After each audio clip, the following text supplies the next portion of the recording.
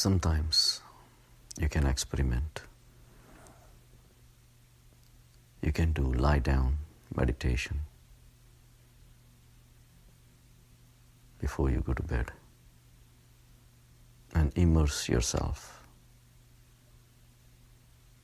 into the deeper states of your inner being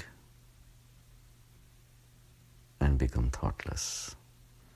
Sink yourself into the ocean of the self, the soul. And sometimes the consciousness wakes you up like it did to me, 2:30 in the morning. You're fully, widely awake, as if you never went to bed, hardly slept 3 hours, and you're up. Consciousness wants to give you that experience, to be with consciousness at 2:30 in the morning without any fatigue or without any sleep in your eyes. That's your opportunity to meditate. As I look at the life, the craziness of the mind becomes alive. And sometimes I wonder why mind does that. The workings of the mind are amazing. The job of the mind is to create fantasies. Fantasies are all about something you don't have, not being satisfied with what you have, but creating the fantasies about something that you don't have. Now, something you don't have, you have to obtain from the samsara. And in samsara, you are walking around with your fantasies.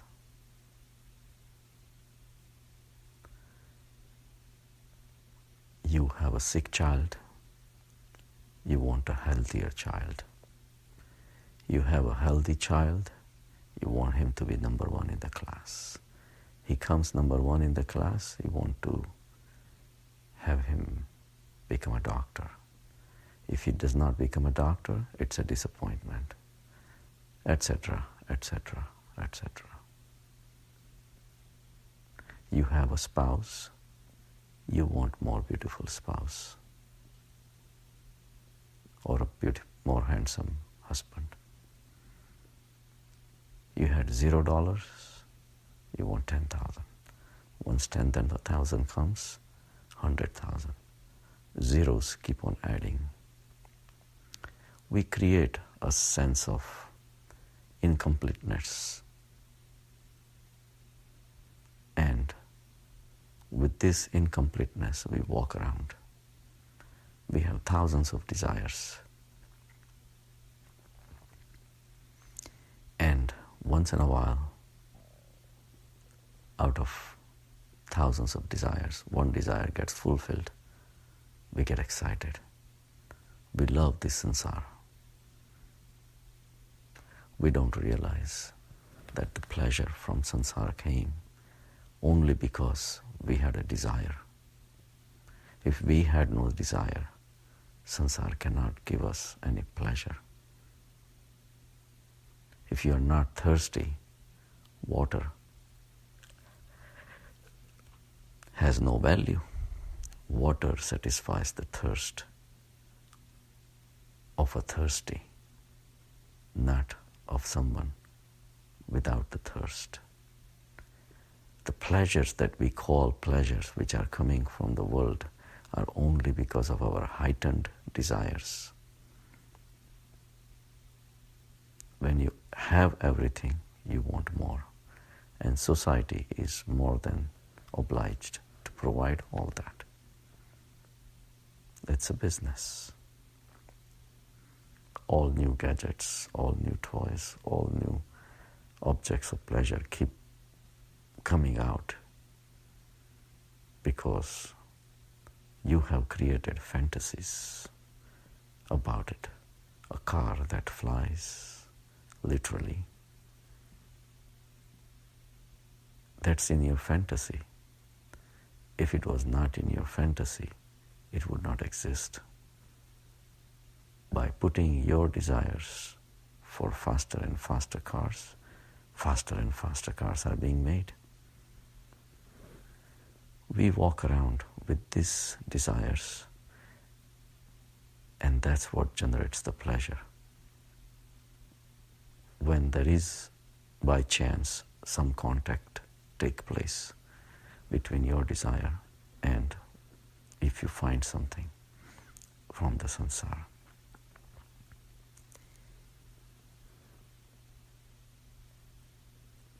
The outside pleasure is the driving force behind the workings of the mind. Otherwise, there is no need for the mind. Mind does not want to be satisfied with what is there, because then the mind is not necessary. That is the death of the mind. We are always looking for others' company because our mind is dissatisfied. Dissatisfied mind may not be able to get everything. So we concentrate on the things which are available. Most of the times it's the delicious foods, which is innocent. You just have to pay a few dollars and you get it. We gain weight. We ask for diseases. All these things are there, but we don't stop creating the desires. We look at a beautiful face and our fantasies come alive. We want to have that face. It's almost like looking at a beautiful flower in the morning, freshly born, looking pretty, nice fragrance, and it creates a beautiful world for you. Except come back 48 hours later and the flower is dying. We know all that material things do go through the stages of birth, growth, decay, and death. But our fantasies likes us to get attached to beautiful things, beautiful face, even though we know that beauty is not going to last long. We get attached to our parents. We don't want to give them up. We get attached to our spouse. We don't want to give them up. We get attached to children, friends, relatives. We don't want to give them up. We get attached to so many things, even though we know that they all are going to go through the same stage of birth, growth, decay, and death. We just don't want to mature up. Even though we know that they're not going to last, we get attached. We want to get attached. All the tiny pleasures that we can have for the time we get attached, we keep on spending our mental energy to create the bonds, to create the connections, as if we are just blind and we are looking for the light, but we don't want to open up our eyes. And the reason we don't want to open up the eyes, because we are so used to this system of mind creating fantasies, creating desires, and once in a while, like a lightning strikes, few seconds, few moments of pleasure comes, and we are happy with that. We just don't want to wake up and smell the coffee. Come to reality, we don't want. when we do, using a little bit of wisdom and analyzing the life, analyzing your past experiences, it makes you realize that little bit of maturity will tell you that our efforts are nothing but full of ignorance. Little bit of wisdom will lead you to Vairagya. Vairagya means just for once, if you start doubting your mind and realize that this system of running after the pleasures, creating the fantasies, and going after people, objects, and situation is just wrong. It is never going to take us to the permanent pleasure in life. It's almost like we are running after someone, but each person has their own agenda. We want to hug someone, but that person wants to hug somebody else. Everybody is walking around with fantasies. He or she may be in your fantasy, but her or his fantasies are something else. You want to shower your love to your teenage children, but teenage children has their own fantasies. They are looking away.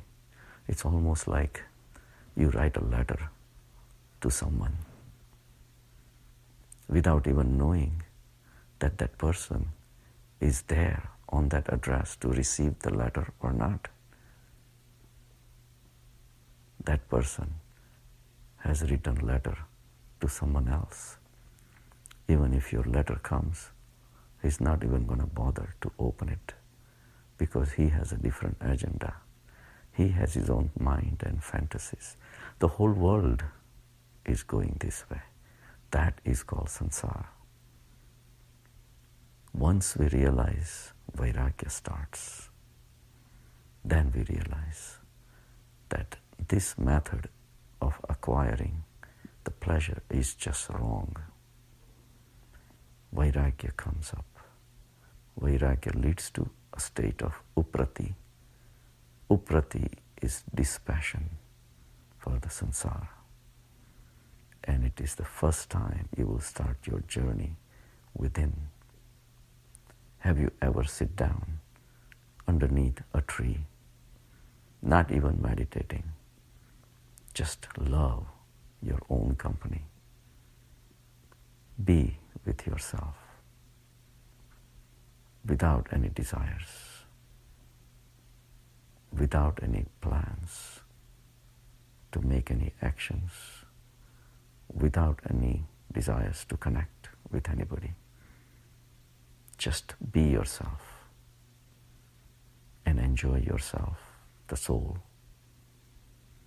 We just have not made that a priority because our mind is so filled with so many plans to run after pleasures, so-called pleasures, which always turn into sufferings.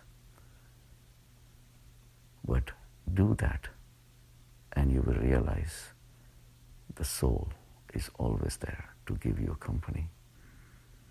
Soul is always there to give you satisfaction, the pleasure, the steadiness.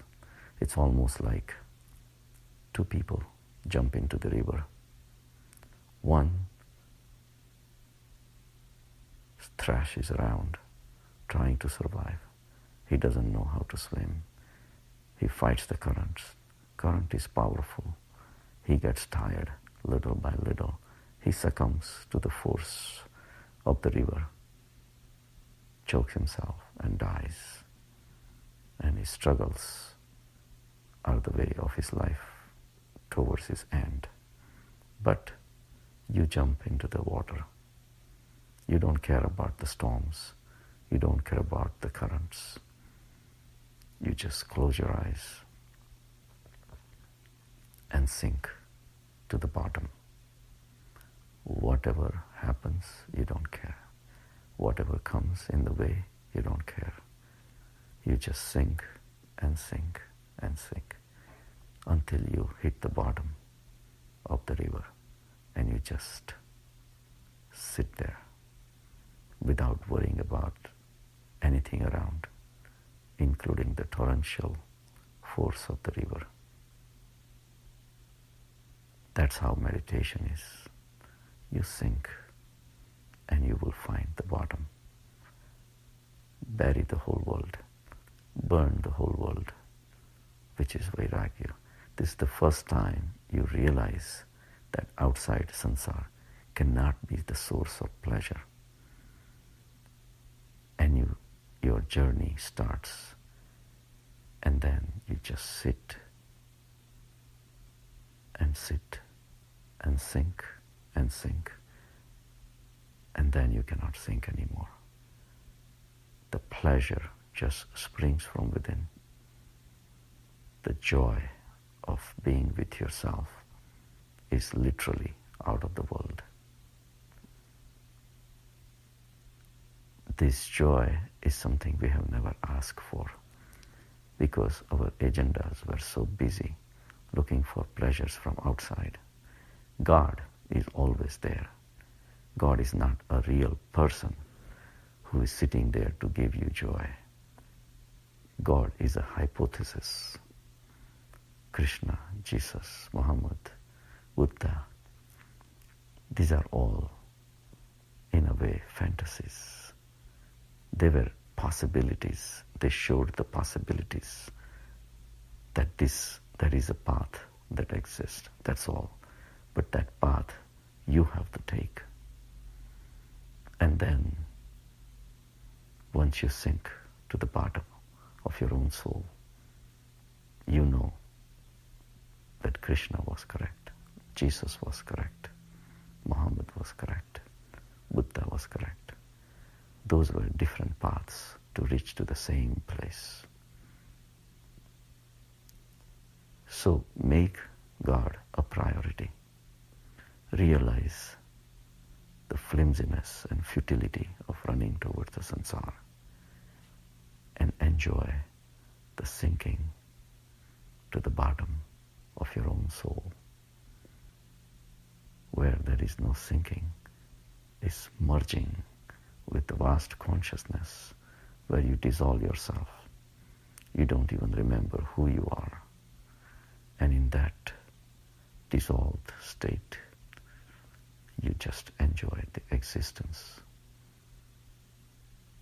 And that uprati brings you the peace, shanti. So Vairagya has to rise within you. That's the only way to be happy. Vairagya leads to uprati. Uprati is dispassion. And then you develop the knowledge. The real knowledge of the self starts coming up with Vairagya first. So Vairagya leads to Jnana, the knowledge of existence of the soul. That leads to uprati, dispassion. And then uprati leads to shanti, total peace. That's my experience at 2:30 in the morning. Have a good day.